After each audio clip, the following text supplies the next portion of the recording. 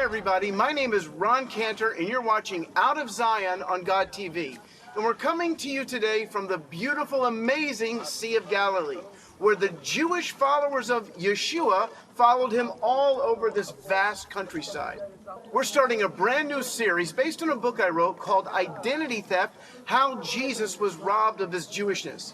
You see, when I came to faith back in 1983, I thought I was the only Jewish person in the world who believed in Jesus. In fact, I thought I was no longer Jewish.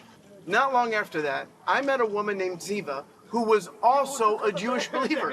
I couldn't believe it. There were two of us. And I remember I met her and I said, Ziva, I also used to be Jewish.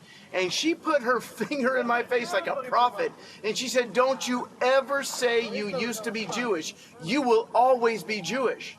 That was a revelation to me. But what's more, she began to tell me that we were not alone. In fact, she said there are congregations called Messianic Jewish congregations that meet on the Sabbath full of Jewish people who love Yeshua. I thought she was joking. I couldn't imagine such a thing until I finally visited Beth Messiah in Rockville, Maryland, and my world was rocked. You have to understand that when you grow up Jewish, particularly in America, the idea of believing in Jesus is the most un-Jewish thing you can do. In fact, my idea of what it meant to be a Jew was simply to not be like all the Christians who believe in Jesus. I define Judaism as not believing in Jesus. I remember one day I was in a car and I saw this advertisement and it said, I found it. I was like 8 or 9 years old. I wrote down the number. I got home, I was very curious. And I called him up and I said, what did you find? And he said, I found Jesus.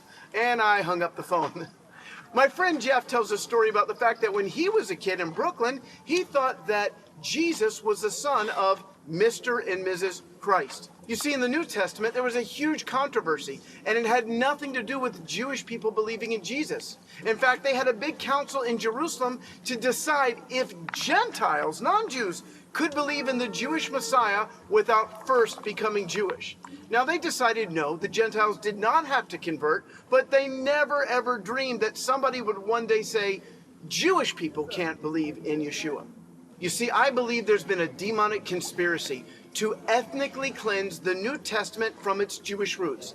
And that's why we're going to do this series called Identity Theft.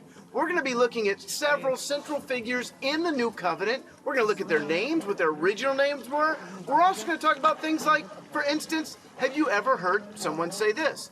God changed the Sabbath from Saturday to Sunday.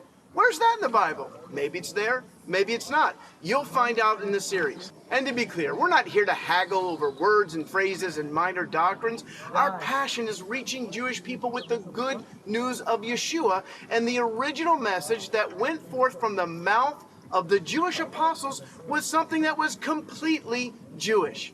So join me for this series called Identity Theft right here on God TV. Shalom, friends, from the Sea of Galilee.